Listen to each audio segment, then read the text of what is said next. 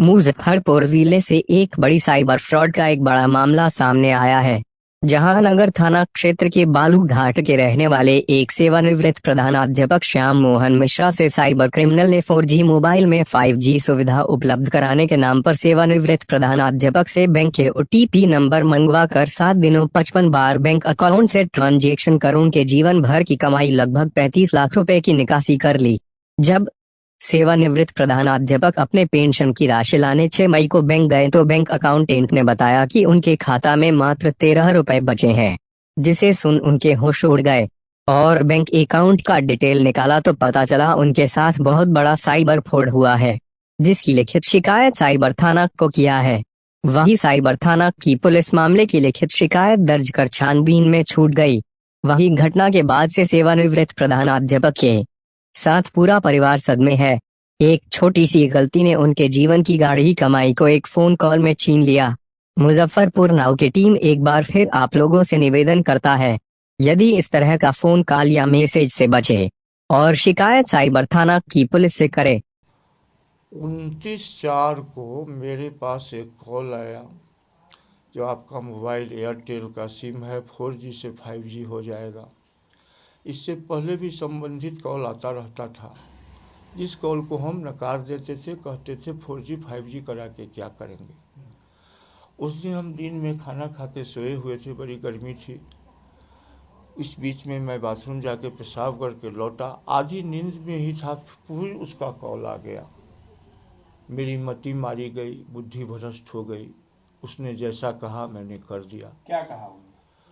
जो आपको एक OTP जाएगा आप भेज दीजिए, किस लिए? जो आपका 4G से 5G में हो जाएगा। उसके बाद उस प्रक्रिया के बाद फिर मैं सो गया। कल हो के मैंने चेक नहीं किया कि 5G क्या होगा, 4G भी चल रहा है या नहीं चल रहा है। भयंकर गर्मी पड़ रही थी। 2 तारीख को पेंशन आया अकाउंट में, उसका मैसेज नहीं आया। तो ये सोच के मैं रह गया कि कभी कभी मैसेज नहीं भी आता। बैंक से कोई मैसेज नहीं आया था। होते होते 8 तारीख को मैं पेंशन लाने ब्रांच जाता हूँ। 50,000 रुपया मासिक मैं निकाल लेता था अपने घरेलू पारिवारिक खर्च के लिए। तो वहाँ से हमको कहा गया जो आपका खाता तो नील है, 13 पैसा बचा हुआ है। मैं चौंक गया, अचानक शौक लगा है, ऐसा कैसे हुआ। करीब 34-35 लाख रुपया मेरा था। तो आपके पास साइबर फ्रॉड हो गया, आपका मोबाइल हैक है।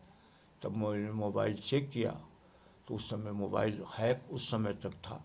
तब कानूनी प्रक्रिया के लिए मैं पोर्टल 1930 पर पहले आपत्ति दर्ज की, नेशनल साइबर क्राइम का शायद है। उसके बाद बैंक से स्टेटमेंट लेकर साइबर थाना बेला में मैंने FIR दर्ज करने के लिए आवेदन दिया है। अब देखिए टोटल कितना अमाउंट ठग लिया आपने? देखिए, ठग नहीं दिया, उसने कहने दीजिए 35 लाख से अधिक है, 35,40,000 के आसपास। पूरे जीवन का कमाई ले गया आपके। तो अब मैं क्या कहूँ, सेवांत लाभ मिला था और पेंशन भी खाता उसी में आता था। इस महीने का पेंशन भी पिछले महीने का ले लिया। कितने तरीके से इसमें पैसे आपके कटे? कितने ट्रांजैक्शन में पैसा? लगभग 55 ट्रांजैक्शन बैंक द्वारा जो स्टेटमेंट दिया गया। जी, कितने बार में निकाला गया था? 55 ट्रांजैक्शन बोलते हैं ना, 55।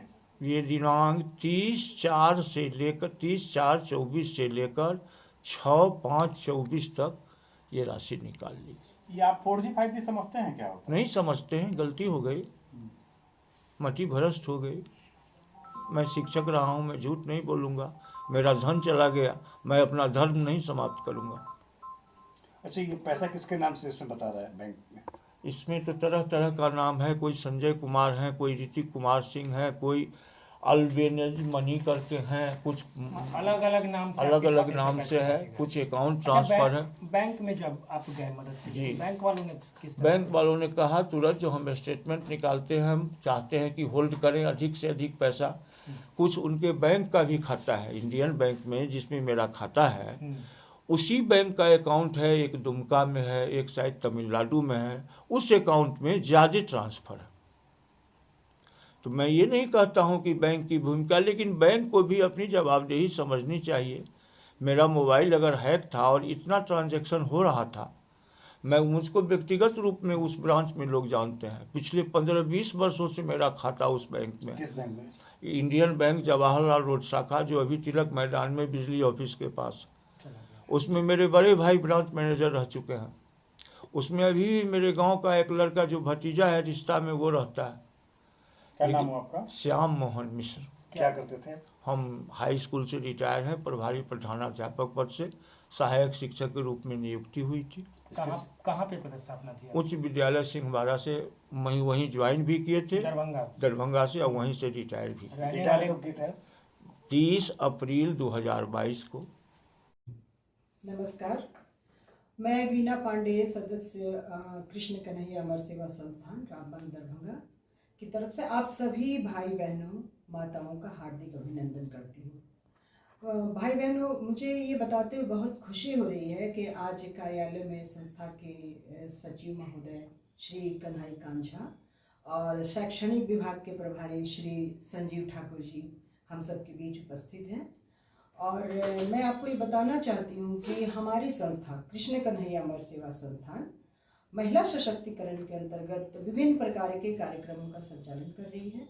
और हमारा एकमात्र लक्ष्य है आप माताओं बहनों को उच्च शिक्षा देकर उन्हें रोजगार के लिए प्रेरित करना, उन्हें स्वरोजगार का अवसर प्रदान करना और हर तरह से उन्हें आर्थिक सहायता प्रदान करना। भाई और बहनों, मैं ये बताना चाहती हूँ कि हमारी संस्था रोजगार के तहत विभिन्न प्रकार के कार्यक्रम का संचालन कर रही है।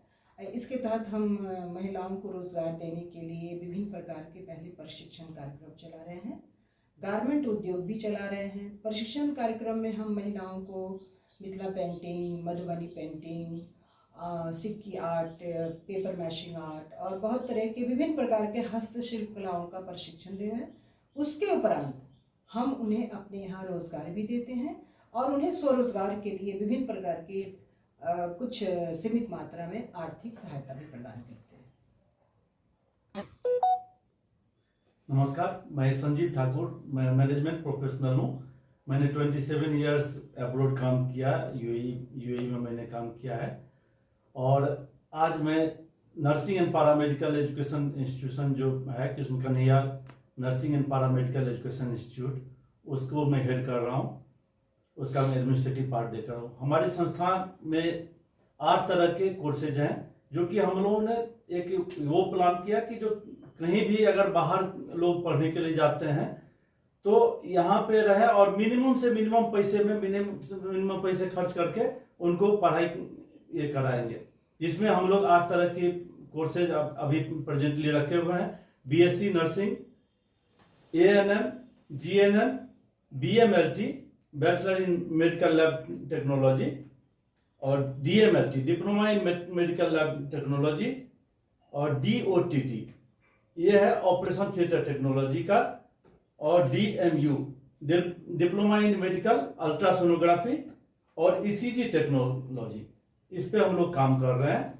और हम लोग चाह रहे हैं कि जो मैक्सिमम लोगों को जॉब तो चाहिए, तो हम लोग जॉब प्रदान करेंगे। यहाँ से प्लेसमेंट हम लोग इमीडिएट दिलाएंगे। ये हम लोगों की वो है जो लोगों में बेरोजगारी दूर हो जाए। धन्यवाद। नमस्कार, मैं कन्हई कांझा, सचिव कृष्ण कन्हैया अमर सेवा संस्थान। मैं सर्वप्रथम आप सभी भाइयों, दोस्तों, माताओं एवं बहनों को प्रणाम करता हूँ और सभी से निवेदन है कि मैं संस्थान में अनाथालय, आश्रम, विधवा आश्रम, वृद्धा आश्रम बनवाकर जरूरतमंदों व्यक्तियों को सुविधा प्रदान करना चाहता हूँ। मेरा उद्देश्य है, इसमें किसी भी प्रकार की सरकारी कोई योगदान सहायता नहीं मिल रहा है। आप सभी भाइयों, दोस्तों, माताओं और बहनों से मेरा निवेदन है कि इस उद्देश्य में सहयोग करने की कृपा करेंगे और संस्था पर आने की कृपा करेंगे। धन्यवाद।